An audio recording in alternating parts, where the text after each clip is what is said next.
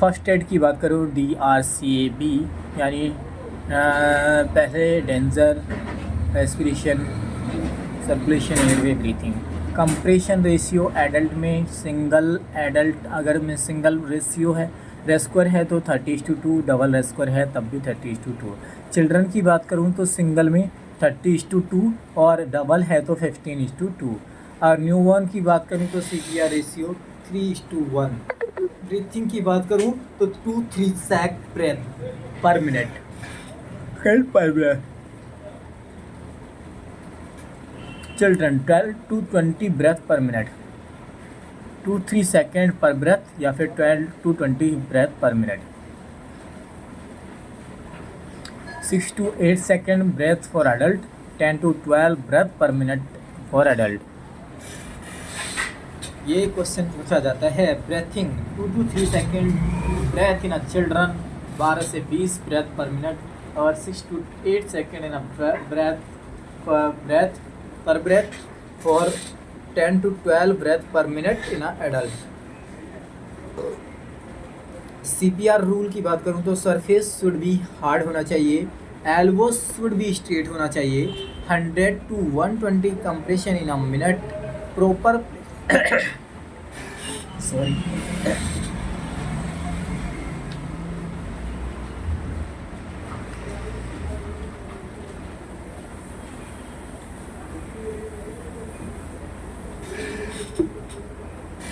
CPR rule की बात करूँ तो surface should be hard, elbow should be straight, 100 to 120 compression in a minute, proper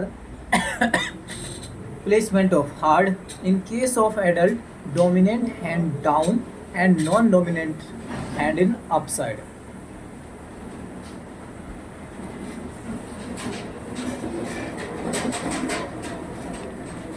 in case of adult dominant hand in down side and non dominant upper side होना चाहिए।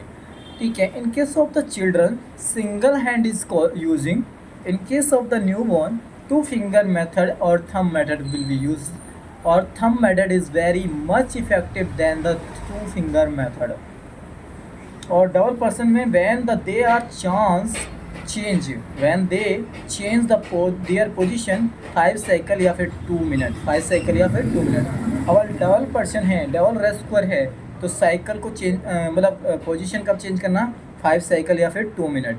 AED pad की बात करता हूँ तो automated external defibrillator, first pad just below the clavicle level, right side में just below the clavicle, and second pad is 4th to 5th intercostal space, left side nipple to mid axillary line, nipple to mid axillary line। बात करूँ CPR depth की तो 3 to 5 centimetre. Anbu bag की बात करूँ तो bag valve mask भी बोलता हूँ। आर्टिफिशियल मैनुअल ब्रीथिंग यूनिट इसका फुल फॉर्म होता है और 100% ऑक्सीजन कंसनट्रेशन ये प्रोवाइड करता है। Concentration C&E technique will be used in to hold the ambu bag in position।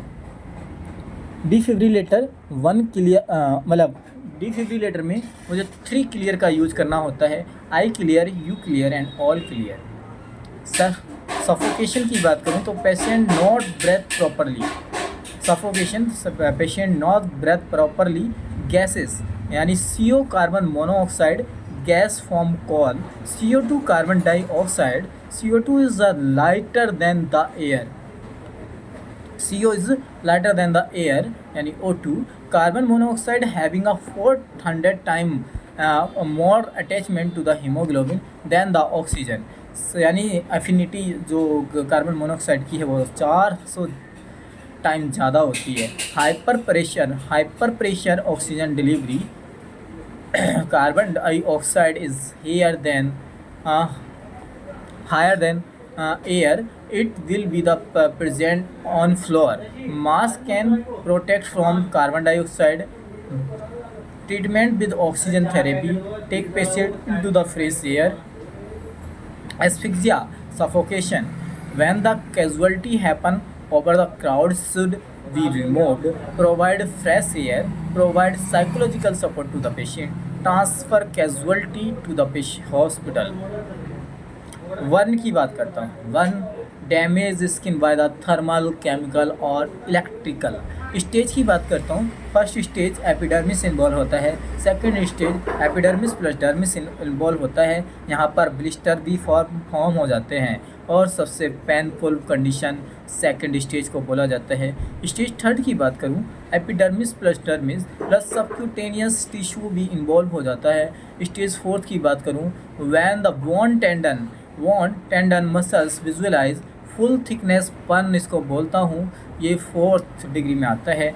Management की बात करूँ, keep the airway from the fire, keep away from the fire यानी अगर आग लगी है तो उससे दूर रखना है। If fire is more than cover a person in blanket और cloth, if fire is more than cover a person in a blanket और cloth should be thick enough and cotton made और लूज कॉन्स्टिक्ट क्लॉथ, मतलब जो कॉन्स्टिक्ट cloth है उनको loose कर दिया जाए। Remove all jewellery, take patient to near water and dip burn area into the water. Avoid water pressure because pressure can cause the rupturing of blister. Do not break blister or take the patient to hospital.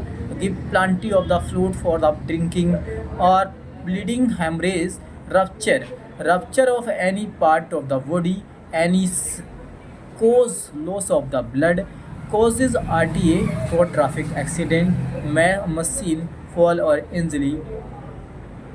Management है RED, red मतलब rest, do not mobilize the affected part. Evolution की बात करता हूँ, elevation की बात करता हूँ, affected part should be elevated. Direct pressure, apply direct pressure on the bleeding side. यहाँ से जो मैं बात कर रहा हूँ ब्लीडिंग और हेमरेज की बात कर रहा हूँ। Rupture of any part of the body and के कोज लॉस ऑफ द ब्लड, और कोजेस क्या होता है, RT हो सकता है, रोड ट्रैफिक एक्सीडेंट हो सकता है, मशीन से इंजरी हो सकता है, फॉल हो सकता है। मैनेजमेंट क्या करना है, रेस्ट यानी do not mobilize affected part, और एलिवेशन अफेक्टेड पार्ट को शुड भी अप करना चाहिए, एलिवेट कर लेना चाहिए, और डायरेक्ट प्रेशर ऑन मतलब ब्लीडिंग साइड। और बात करता हूँ proximal part should be tight with the tourniquet, उसके मतलब पास वाले ऊपर, जैसे कि नीचे अगर चोट लगा तो उसके ऊपर मुझे टूर्निकेट को अप्लाई कर देना चाहिए, जिससे कि ब्लीडिंग ज़्यादा ना हो और प्रेशर ज़्यादा ना आए। In case of the accident, first aid kit available, then use bandage, give plenty of fluid, transfer patient to the hospital. Rule of 9 की बात करता हूँ, जो कि 1 में यूज करता हूँ।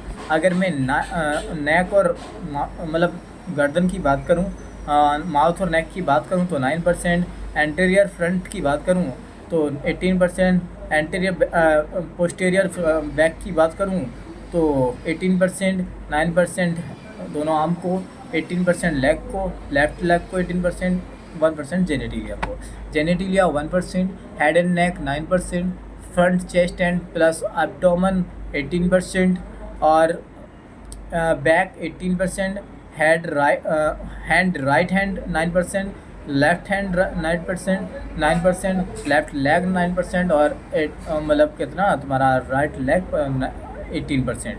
पॉइजनिंग की बात करते हैं, any substance ingested by the person that causes toxicity known as poisoning. Type of the person, acidic not vomit, alkaline vomit induce कराना है, एल्कलाइन है तो वॉमिट इंड्यूस कराना है, और एसिडिक है तो नॉट वॉमिटिंग वरना जला देगा। Induce vomiting by the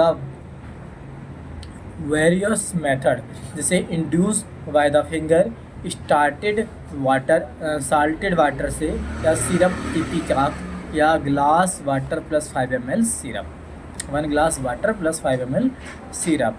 thank you so much.